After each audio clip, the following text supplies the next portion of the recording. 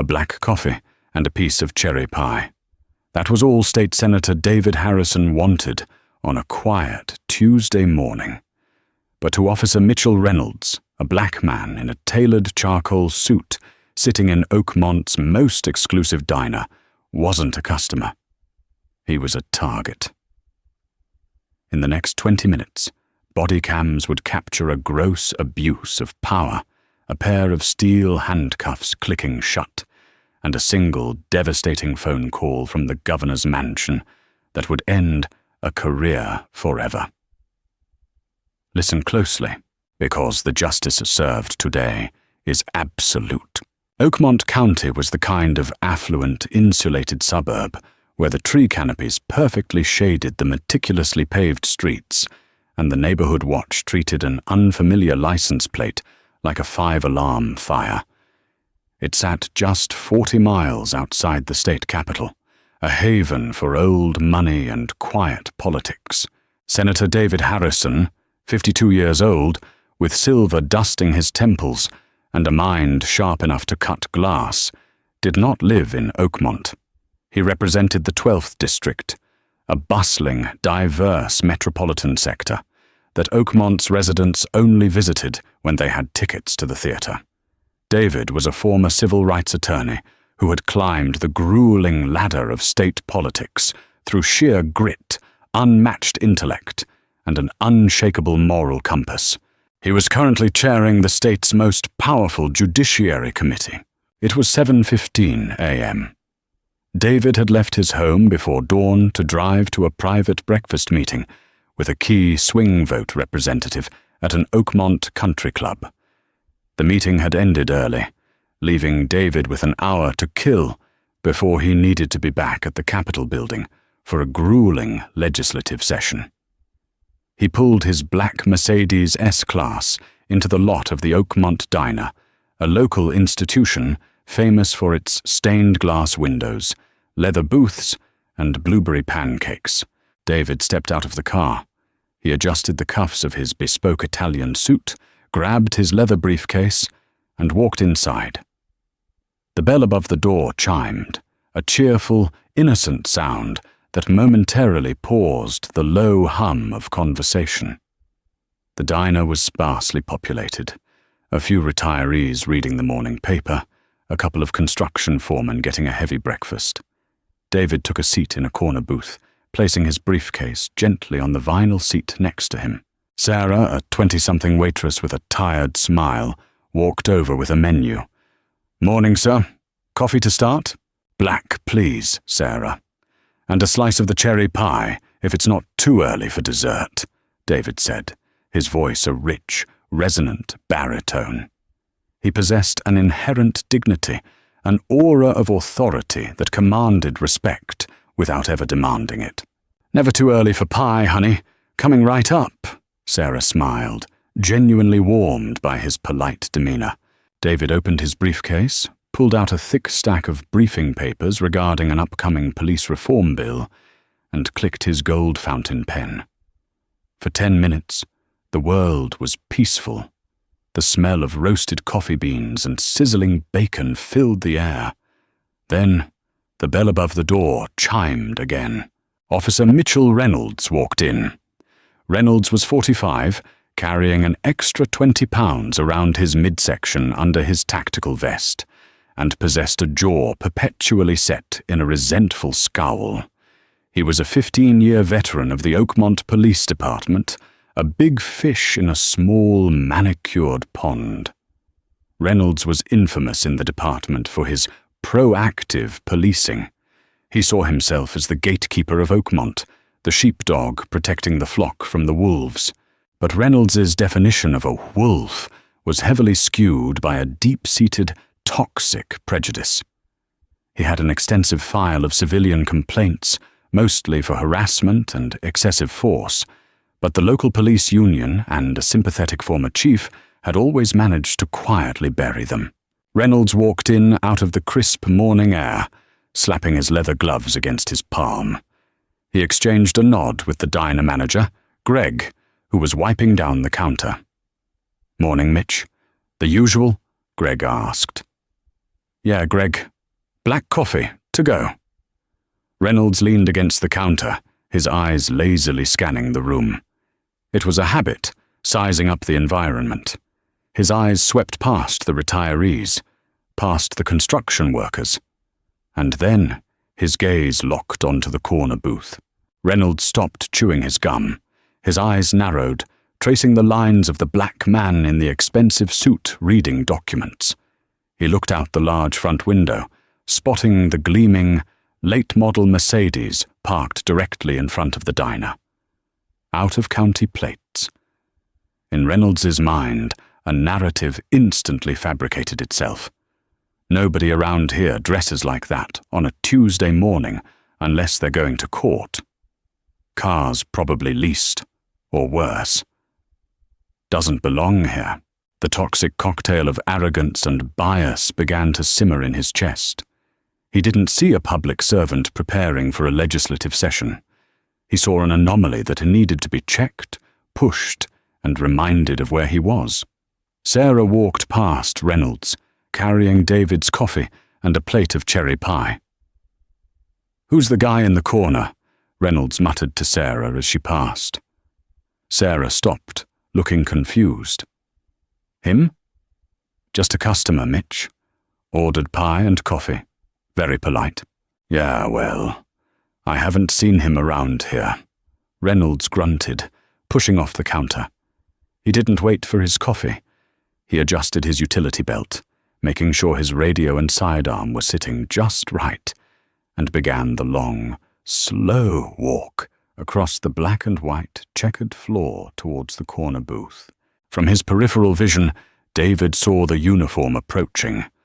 A lifetime in America, coupled with decades as a civil rights lawyer, had honed his situational awareness to a razor's edge. He knew the walk. He knew the posture.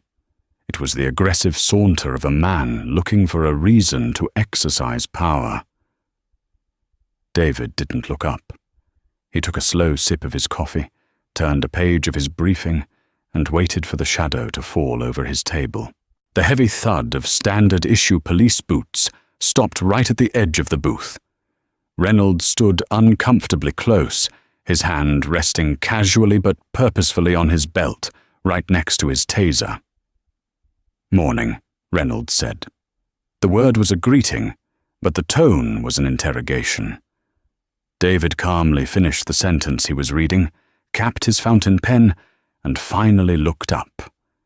He met Reynolds' hard stare with eyes that were perfectly calm, yet completely unyielding. "Good morning, officer," David replied smoothly. Reynolds chewed his gum, looking David up and down, then glancing out the window at the Mercedes. "Nice car out there. Yours?" "It is," David answered neutrally. He didn't ask how he could help. He didn't offer a nervous smile. He simply answered the question and waited. This lack of subservience instantly irritated Reynolds. He was used to civilians stammering, over-explaining, or immediately shrinking in his presence. "What brings you to Oakmont?" Reynolds asked, leaning forward slightly, invading David's personal space. "Breakfast," David said, gesturing to the half-eaten cherry pie. "Don't get smart with me, buddy. I asked you a question. You don't look like you're from around here." "I wasn't aware that Oakmont required a local residency to patronize its diners, officer." David trailed off, letting his eyes drop to the nameplate on the uniform. "Officer Reynolds." Reynolds's face flushed. The quiet, commanding intelligence in David's voice felt like an insult to the cop. "We've had some burglaries in the area lately. High-end neighborhoods. Lots of suspicious activity. I'm just doing a routine check. I'm going to need to see some ID." The diner, previously filled with the soft clatter of silverware and quiet chatter, suddenly went dead silent. The retirees at the next table lowered their newspapers. Sarah, the waitress, stopped filling a sugar dispenser at the counter, her eyes wide.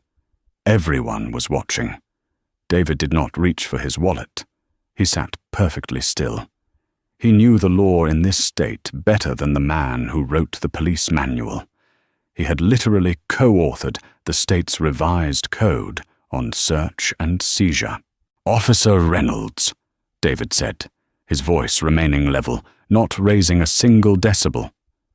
"Unless I am mistaken, this state does not have a stop and identify statute that compels a citizen to present identification simply upon request. Furthermore, under Terry v.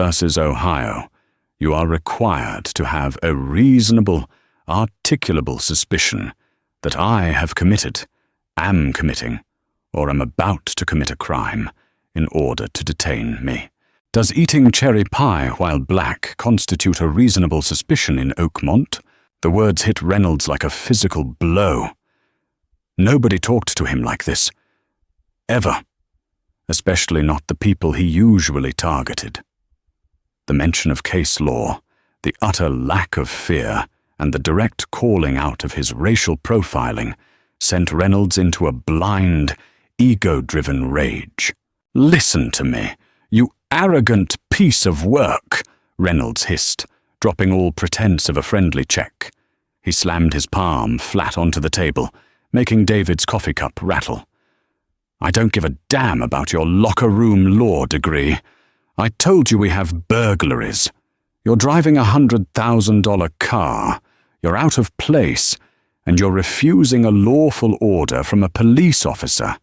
Now give me your ID, or things are going to get very ugly, very fast." Greg, the diner manager, hurried out from behind the counter, wiping his hands nervously on his apron. "Hey, Mitch, come on. He's just having breakfast. He paid already. Let's not cause a scene." "Back off, Greg. This is police business," Reynolds barked, not breaking eye contact with David. Greg recoiled, holding his hands up and stepping back, powerless against the badge. David slowly uncrossed his legs and planted his feet firmly on the ground.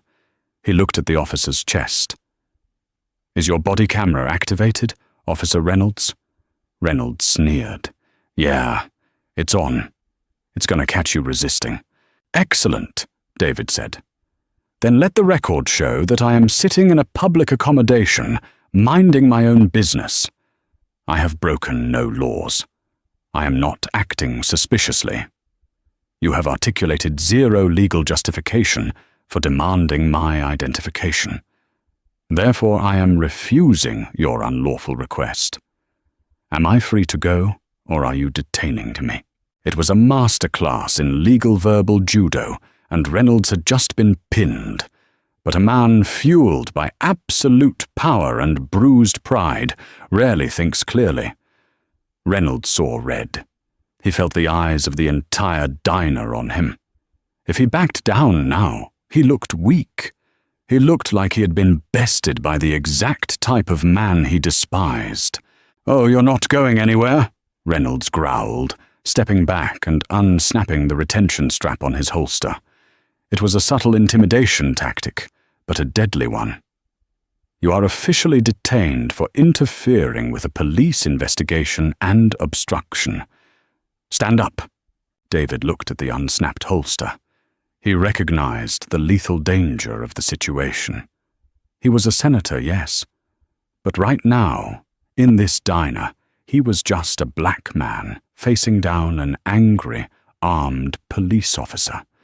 He knew that any sudden movement, any perceived aggression, could end his life. "I will stand," David said slowly, raising his hands so they were clearly visible. "I am complying with your physical orders under duress, but I am stating clearly for your camera that this is an unlawful detention." "Stand the hell up and turn around! Hands behind your back!" Reynolds shouted, his voice cracking with adrenaline. David slid out of the booth. He stood up to his full 6'2" height, towering over the stocky officer. The physical disparity only angered Reynolds more. "Turn around!" Reynolds yelled, grabbing David roughly by the shoulder and spinning him around toward the table. The physical contact crossed a massive legal and moral threshold. Reynolds roughly shoved David's chest against the edge of the table, knocking over the coffee cup. The dark liquid spilled across the white saucer and soaked into the briefing papers. The very papers detailing the police reform bill David was championing. "Put your hands behind your back now," Reynolds commanded, pressing his forearm aggressively into David's spine. David offered zero physical resistance. He calmly placed his hands behind his back, interlacing his fingers. "I am not resisting, Officer Reynolds. I am fully compliant." Reynolds unhooked his handcuffs from his belt. The sound was distinct and chilling in the quiet diner. Zip, zip, click, click. The heavy cold steel snapped tightly around David's wrists. Reynolds squeezed the metal cuffs down an extra notch, purposefully making them bite painfully into David's skin. David winced slightly, but did not make a sound. "You have the right to remain silent," Reynolds began, panting slightly as he recited the Miranda warning, yanking David backward by the chain of the cuffs. "Anything you say can and will be used against you in a court of law." The patrons in the diner were in shock. A teenage boy in a booth near the window had his smartphone out, recording the entire interaction. Sarah was covering her mouth with her hands, tears welling in her eyes. It was a grotesque display of raw, unjustified humiliation. "Let's go," Reynolds snarled, grabbing David by the bicep and marching him toward the diner entrance. "Officer," David said calmly as they walked, his voice carrying clearly over the dead silence of the room. "You are making a monumental mistake, one that will irrevocably alter the course of your life." "Save it for the judge, pal," Reynolds laughed mockingly. "I've heard it all before. Every perp thinks they're untouchable." Reynolds shoved the diner door open, pushing David out into the cool morning air. The sun had fully risen now, casting a bright, unforgiving light on the scene in the parking lot.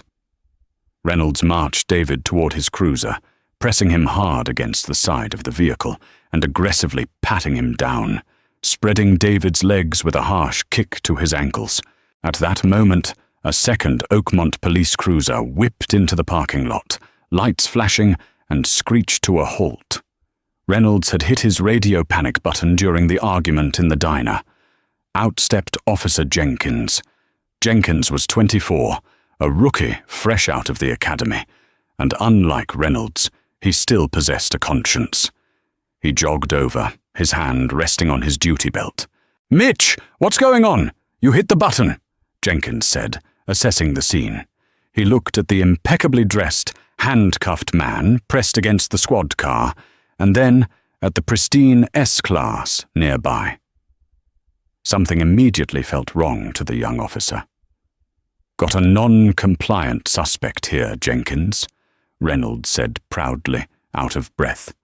"Refused to ID, matched the profile for the burglaries, resisted detainment.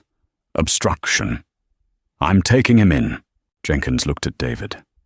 David turned his head, resting his cheek against the cold metal of the police car, and looked directly into the rookie's eyes.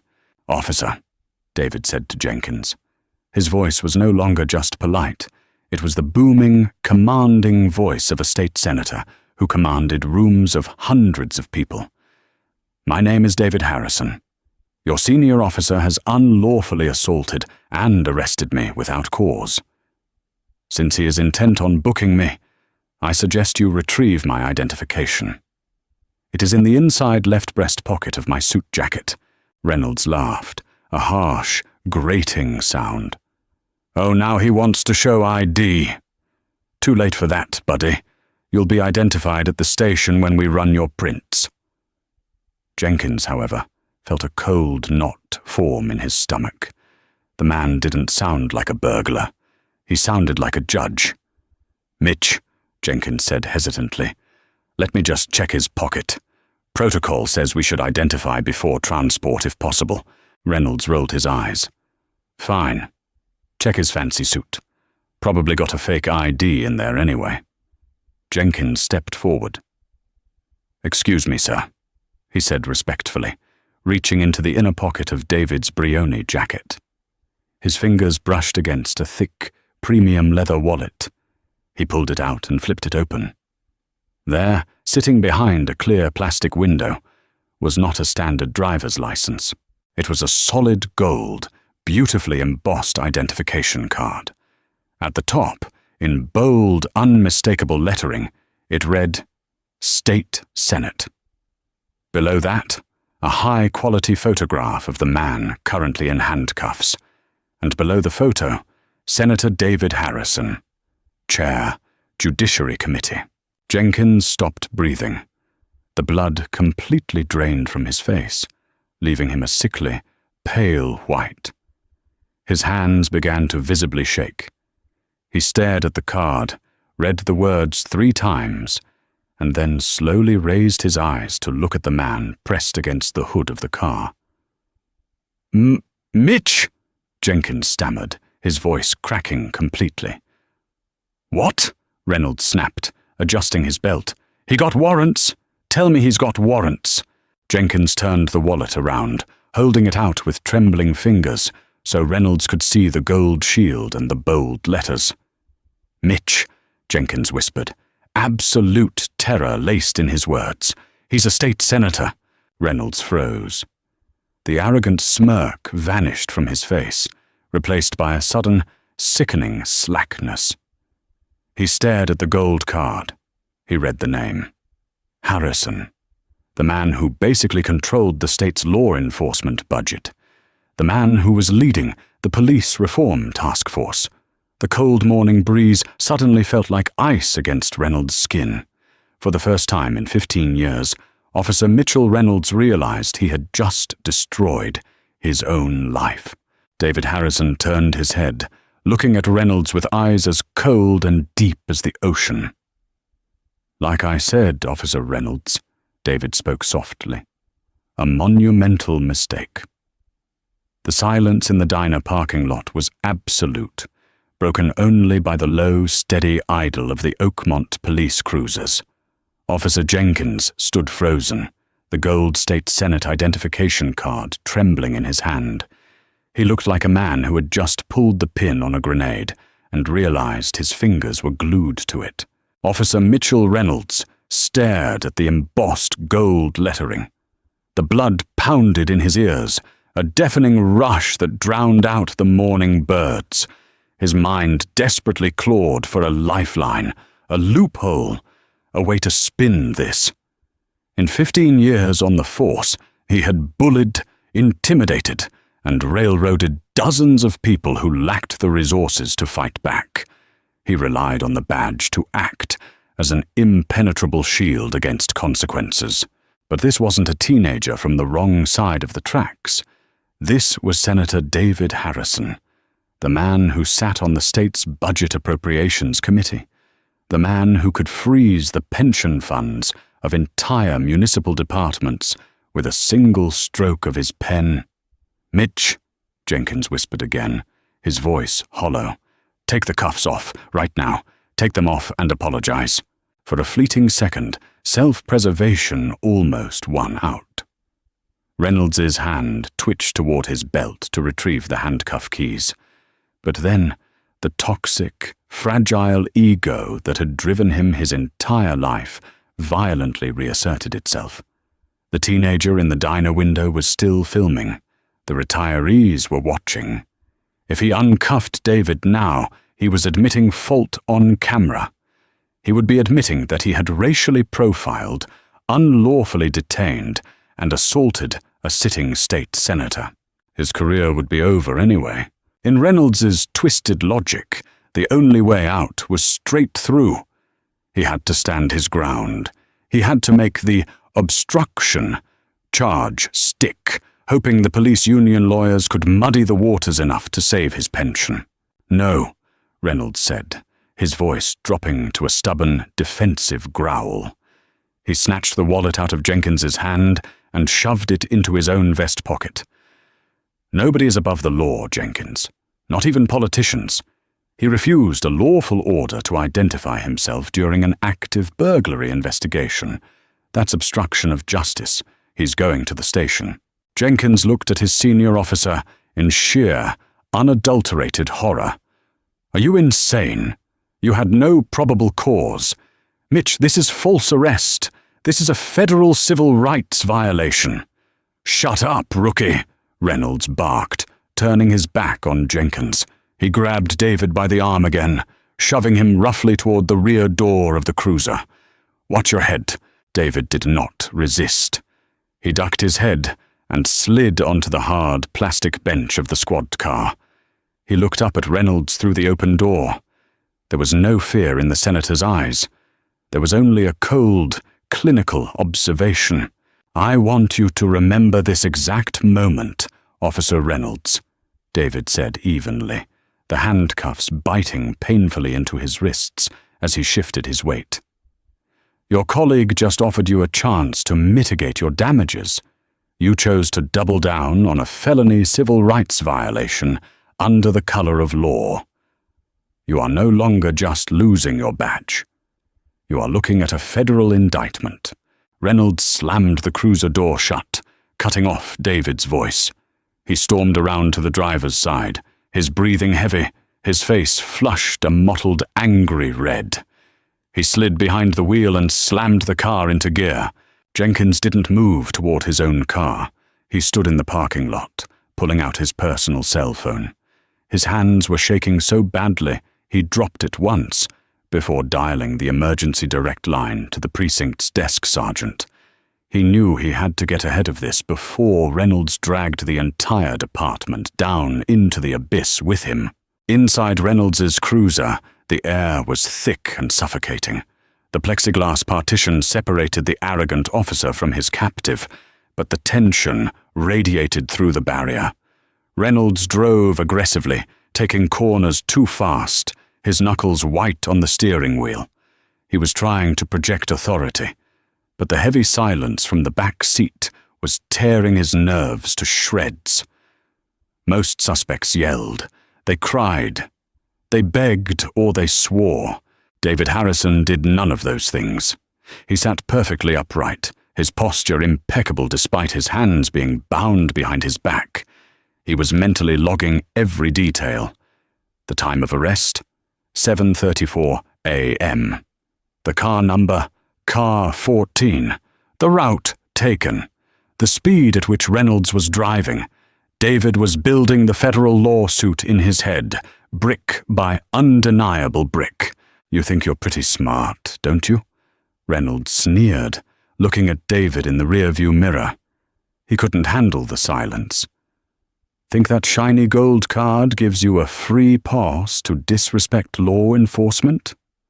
"I think," David replied calmly, his voice projecting clearly through the partition grate, "that the Constitution of the United States applies to everyone, regardless of what neighborhood they are having breakfast in. A concept you seem fundamentally incapable of grasping. We'll see how cocky you are when you're in a holding cell," Reynolds snapped back, hitting the siren to blow through a red light unnecessarily. 5 minutes later, the cruiser pulled into the secured rear sally port of the Oakmont Police Department. It was a modest, brick-faced building, usually dealing with noise complaints, minor vandalism, and traffic violations. It was completely unequipped for the political hurricane that was currently sitting in the back of car 14. Reynolds got out, opened the rear door, and hauled David out by his jacket collar. "Move," he ordered. They walked through the heavy steel doors into the booking area. The harsh fluorescent lights buzzed overhead. The room smelled of floor wax and stale coffee. At the raised booking desk sat Sergeant William Brody, a 30-year veteran who was 3 months away from a quiet retirement. He was drinking coffee and reading a sports magazine. He looked up as the heavy doors clanged shut. "Morning, Mitch. What have we got?" Brody asked casually, setting his magazine down. He typed his password into the booking computer. "Burglary suspect?" "Obstruction and resisting," Reynolds said loudly, marching David to the booking counter. "Refused to ID, became belligerent." Brody looked at the man in the handcuffs. He took in the ruined, coffee-stained Italian wool suit, the impeccable grooming, and the calm, authoritative demeanor. Brody frowned. In his 3 decades on the job, he had developed a sixth sense for when things were wrong. This felt catastrophically wrong. "Name?" Brody asked, looking at David. Before David could answer, the rear Sally Port doors burst open. Officer Jenkins sprinted into the booking room, completely out of breath, his uniform disheveled. "Sarge! Sarge! Stop!" Jenkins yelled, waving his hands frantically. Brody stood up, his hand dropping to his radio. "Jenkins, what the hell is the matter with you? Catch your breath." Jenkins ran up to the desk, ignoring Reynolds, and looked directly at Brody. "Don't book him, Sarge. Do not put him in the system." "What are you talking about?" Reynolds snarled, stepping toward Jenkins. "I'm the arresting officer. Back off!" Jenkins turned and pointed a trembling finger at Reynolds. "He unlawfully detained him. No probable cause, Sarge. I was there. I saw the whole thing, and—" Jenkins swallowed hard, turning to look at David. "Tell him who you are, sir." David stepped forward, his hands still cuffed behind his back. He looked up at Sergeant Brody. "My name is State Senator David Harrison," David said, his voice echoing in the quiet booking room. "I am the chairman of the Judiciary Committee, and I have just been abducted by your officer." Brody stared at David. The color instantly drained from the old sergeant's face. He knew that name. Every cop in the state knew that name. Brody looked at Reynolds, his eyes wide with a mixture of rage and absolute dread. "Mitch, tell me you didn't." Reynolds jutted his chin out. "He refused an order, Sarge. I'm doing my job." Brody slammed his fist onto the booking desk, the loud crack making both officers jump. "You stupid, arrogant son of a bitch!"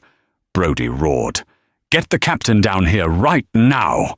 Captain Tobias Miller was in the middle of his morning briefing in the upstairs precinct offices when his desk phone blared the emergency internal ring. Annoyed, he picked it up. 10 seconds later, the precinct captain was sprinting down the stairwell, nearly tripping over his own boots. Miller burst into the booking room to find a scene of utter paralysis. Senator David Harrison was standing silently at the counter. Officer Jenkins was leaning against the wall, looking physically ill. Officer Reynolds was standing rigidly, his arms crossed, desperately trying to project defiance while sweat beaded on his forehead. And Sergeant Brody was standing behind the desk, holding his head in his hands. Captain Miller stopped dead in his tracks. He had attended a state law enforcement funding gala just 3 months prior. He had shaken Senator Harrison's hand. He recognized the man instantly. "Dear God in heaven!" Miller breathed out. He rushed forward, pushing Reynolds aside so hard the larger officer stumbled.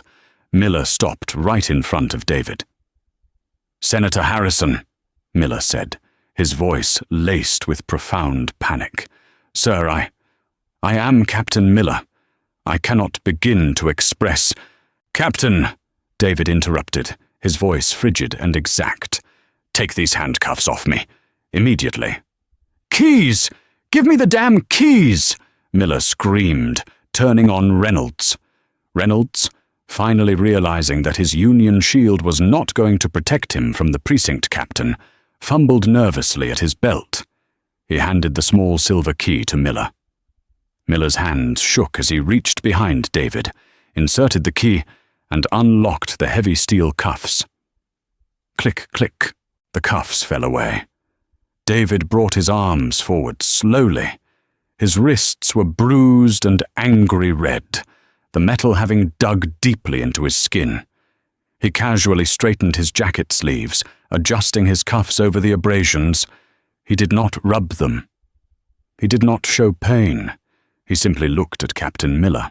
"Senator, please come into my office," Miller pleaded, gesturing toward the secure hallway. Let me get you a fresh coffee. Let's sit down and clear this up. This is a massive misunderstanding." "It is not a misunderstanding, Captain Miller. It is a crime," David replied, his tone leaving no room for negotiation. "I will not sit in your office. I will stand right here. And I have 3 immediate demands." "Anything. Anything you need, Senator." David pointed a finger at Sergeant Brody. "First, you will immediately sequester Officer Reynolds's body camera. You will pull the server drive and place it into an evidence bag in my presence. If a single frame of that footage goes missing or is corrupted, I will personally see to it that the FBI tears this precinct apart, down to the foundation." "Sarge, do it now. Pull the drive," Miller ordered instantly. Brody began furiously typing at his terminal. "Second," David continued, turning his gaze to Reynolds, who was now visibly shrinking against the wall. "Officer Reynolds is to be stripped of his badge, his service weapon, and his police powers immediately, pending a full internal and state-level investigation." "You can't do that!" Reynolds shouted, panic finally breaking through his arrogant facade. "Union rules dictate—" "Shut your mouth, Reynolds," Miller roared, his face purple with fury. "Give me your gun, now, and your badge. You're suspended without pay, effective this exact second." Reynolds stared at the captain in disbelief. The safety net was gone. Slowly, with shaking hands, he unbuckled his duty belt and handed it over, followed by the gold shield pinned to his chest. He looked small, suddenly. Stripped of his weapons and his authority, he was just an angry, frightened man who had picked a fight with a titan and lost. "And third," David said, his voice dropping to a dangerous quiet register, "I want my phone. It is in my briefcase, which is currently in the front seat of Officer Reynolds's cruiser." "Jenkins, get the senator's briefcase," Miller snapped. Jenkins sprinted out the Sallyport door. Within 30 seconds, Jenkins returned, carrying the expensive leather briefcase. He handed it to David as if it were made of glass. David placed the briefcase on the booking counter. He clicked the brass locks open, reached inside, and pulled out his smartphone. He ignored the dozen unread messages from his staff, wondering why he wasn't at the Capitol yet. "Are you calling your attorney, Senator?" Miller asked nervously, wringing his hands. "Because we can have the city attorney down here in 10 minutes to—" "I am an attorney, Captain," David said sharply. "I don't need counsel. I need the executive branch." David unlocked his phone, bypassed his contacts list, and dialed a private, unlisted number that only a handful of people in the state possessed. He put the phone to his ear. The booking room was dead silent. Even the hum of the fluorescent lights seemed to quiet down. Reynolds watched, his stomach dropping into a bottomless void as he realized exactly who the senator was calling. The phone rang twice. Then a crisp, professional voice answered. "Executive Office, Chief of Staff speaking." "Brian," David said smoothly. "It's David Harrison." "Senator, we were just wondering where you were. The committee session starts in 20 minutes. The governor is asking for you." "I'm going to be slightly delayed, Brian. Please patch me through to Richard. Immediately." There was a brief pause on the line. The Chief of Staff caught the deadly serious tone in David's voice. "Putting you through now, David." A click. Then the deep, recognizable voice of Governor Richard Hayes came over the line. "David, good morning. Tell me you've got Representative Cole's vote locked down for the reform bill." "Richard," David said, his eyes locking onto Officer Reynolds, who was now leaning against the wall, looking physically sick. "I do have the vote, but we have a more pressing issue regarding the police reform initiative. Specifically, a demonstration of exactly why we need it." "What's going on, David? You don't sound like you're at the Capitol." "I'm not," David replied. I am currently standing in the booking room of the Oakmont Police Department. 10 minutes ago, I was physically assaulted, unlawfully arrested, and handcuffed in a public diner by one of their officers for the crime of drinking coffee while black. The silence on the other end of the line was profound. When the governor finally spoke, the easygoing political charm was completely gone, replaced by the chilling, ruthless authority of the state's highest executive. "Who is the commanding officer in the room with you right now?" the governor asked, his voice like cracking ice. David looked at Captain Miller, who was currently sweating through his uniform shirt. "Captain Tobias Miller," David answered. "Put him on speakerphone," the governor commanded. David pulled the phone away from his ear, tapped the speaker icon, and set the phone gently on the booking counter. "Governor Hayes, you are on speakerphone with Captain Miller," David announced. Captain Miller leaned over the counter, his voice trembling. "Governor Hayes. Good morning, sir." "Captain Miller," the governor's voice echoed loudly through the small, sterile room. "Let me be perfectly clear so there is no ambiguity. You have exactly 5 seconds to explain to me why the chairman of my Judiciary Committee is standing in your booking room with bruised wrists, or I am going to dispatch the State Police Tactical Unit to relieve you of your command and take over your precinct." In the corner of the room, stripped of his badge and his gun, Mitchell Reynolds closed his eyes. He realized with absolute, terrifying clarity that the world as he knew it had just violently ended. "Governor, Captain Miller stammered, the sweat now visibly soaking through the collar of his uniform. "It was an isolated incident, an unapproved rogue action by Officer Reynolds. I have already stripped him of his badge and weapon. He is suspended." "Suspended?" Governor Richard Hayes's voice echoed from the phone speaker, vibrating with barely contained fury. "Captain, you are talking about the chairman of the State Judiciary Committee, the man who is single-handedly rewriting the state's law enforcement code. You don't suspend a man who kidnaps a state senator. You arrest him. I am dispatching State Attorney General Robert Kensington and a unit of the state police to your location right now. Secure the building. Nobody leaves. Not you, not your desk sergeant, and certainly not the disgraced officer in the corner." "Yes, Governor. Understood completely, sir," Miller choked out, his eyes darting around his own booking room as if the walls were closing in on him. "David," the governor's tone softened slightly, shifting from executive wrath to political alliance. "Are you injured? Do you need paramedics?" "I am bruised, Richard, but I am fine," David replied, picking up his phone and taking it off speaker. "I am going to remain here until the Attorney General arrives. I want a full chain of custody established on the body camera footage. Kensington is leaving the capital now with an escort.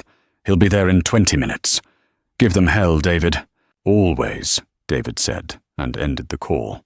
He slipped the phone back into his tailored jacket pocket. The silence that fell over the precinct booking room was absolute and suffocating. Officer Jenkins looked like he might vomit.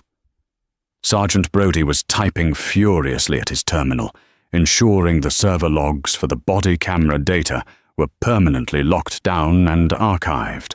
And then, the heavy security doors from the precinct lobby swung violently open. In walked Arthur Stanton, the regional representative for the Police Benevolent Association.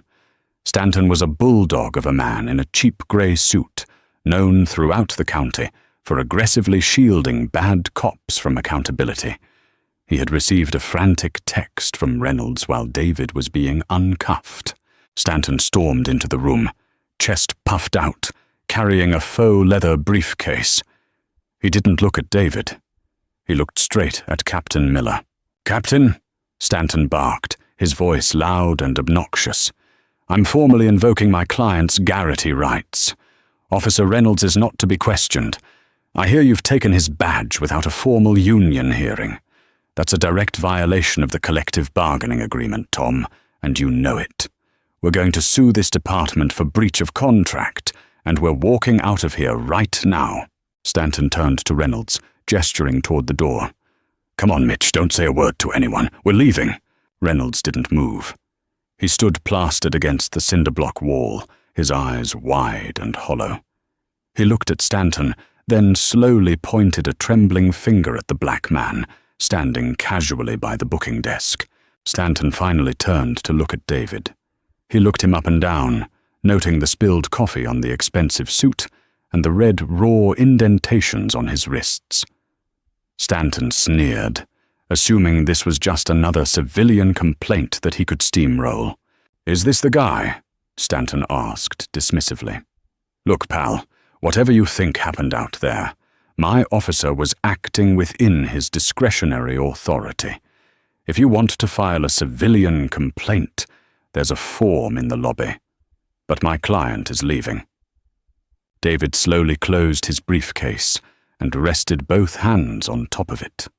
He looked at the union rep with a gaze so piercing it made Stanton instinctively take a half-step back. "Mr. Stanton, isn't it?" David asked. His voice was a quiet, dangerous rumble.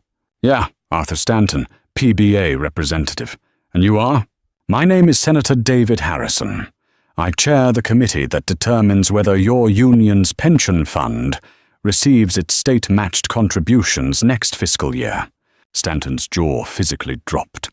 The obnoxious bravado evaporated in a millisecond. His eyes darted to Captain Miller, who gave a grim, slow nod. "Oh my God," Stanton whispered, the blood draining from his face. "Your client," David continued, his voice echoing off the tile walls, "is not leaving this building. In fact, the governor of this state has just dispatched the Attorney General and a state police tactical squad to lock down this facility. Your client unlawfully detained me, physically assaulted me, and committed a felony civil rights violation, all while on camera." David took a slow step toward Stanton, towering over the union rep. "So, Mr. Stanton, you can invoke whatever administrative rights you like. But your client is no longer facing an internal affairs review. He is facing a federal indictment. And if you attempt to obstruct this investigation in any way, I will personally ensure that you are named as a co-conspirator in the DOJ probe. Do we understand each other?" Stanton swallowed hard, his throat clicking audibly in the quiet room. He slowly backed away from Reynolds. The Union Brotherhood was strong, but Arthur Stanton was not about to go to federal prison for a racist patrolman. I understand, Senator," Stanton mumbled, shrinking back into the corner. He didn't look at Reynolds again. 15 minutes later, the screech of tires echoed through the precinct's rear lot. Heavy boots pounded up the steps. 4 heavily armed state troopers in full tactical gear entered the booking room, led by a tall, sharp-eyed man in a dark navy suit. It was Robert Kensington, the state attorney general. Kensington bypassed the local officers completely and walked straight to David, extending his hand. "Senator Harrison, I apologize for the delay. The governor briefed me on the way down." "Thank you, Robert," David said, shaking his hand firmly. "The primary evidence is the body camera footage from Officer Reynolds. Sergeant Brody has isolated the drive." Kensington nodded, then turned to his troopers. "Secure the perimeter. Nobody enters or exits without my direct authorization." He turned his piercing gaze to Captain Miller. "Captain, we are taking over my command center in your main briefing room. I want the body camera footage queued up on the projector immediately. All officers involved in this arrest will be present." The precinct's upstairs briefing room was designed for morning roll calls, not state-level tribunals. The fluorescent lights were dimmed. At the front of the room, a large projection screen was pulled down. Senator David Harrison sat in the front row, his arms crossed. Next to him sat Attorney General Kensington. Behind them stood Captain Miller, Officer Jenkins, and a thoroughly defeated Arthur Stanton. In the center of the room, seated in a hard plastic chair and flanked by 2 state troopers, was Mitchell Reynolds. He was shaking. The adrenaline had completely worn off, leaving behind nothing but the cold, nauseating terror of utter ruin. "Play the footage, Sergeant," Kensington ordered. Sergeant Brodie, sitting at the precinct's media computer, clicked the mouse. The screen flickered to life. It was Reynolds's perspective, complete with the timestamp in the upper right corner. The audio kicked in, the chime of the diner bell, the low murmur of conversation. They watched as Reynolds approached the corner booth. They heard his aggressive, unwarranted questioning. "Nobody around here dresses like that on a Tuesday morning, unless they're going to court." They watched David's calm, legally flawless refusal to provide identification. They saw Reynolds lose his temper, slamming his hand on the table, the coffee spilling over the legislative documents. "Oh, you're not going anywhere. You are officially detained." The room watched in deafening silence as Reynolds physically assaulted the senator, shoving him against the table, the sickening click-click of the handcuffs echoing through the speakers. Attorney General Kensington's face was a mask of cold fury. He was taking furious notes on a legal pad. The footage showed the march to the police cruiser. It showed Officer Jenkins arriving and discovering the gold Senate ID. It showed Reynolds deliberately ignoring the revelation, choosing instead to double down on his abuse of power. But it was what happened next that turned a terrible situation into a catastrophic one for the Oakmont Police Department. On the screen, Reynolds slammed the cruiser door shut, trapping David in the back. Reynolds then walked around the front of his car. Officer Jenkins was standing there, looking panicked. The body camera audio was crisp and unforgiving. "Mitch, this is false arrest. This is a federal civil rights violation," Jenkins pleaded on the video. Reynolds's voice hissed back, laced with arrogant malice. "Shut up, rookie. Just do what we always do. We'll write it up like the Jackson kid. Sprinkle a little powder in the floorboards at the impound, say he matched the description of a fleeing suspect, and lock him up. Judges in this county believe anything I write. We own this town." The video paused. The silence in the briefing room was no longer just tense. It was lethal. David slowly turned his head to look at Captain Miller.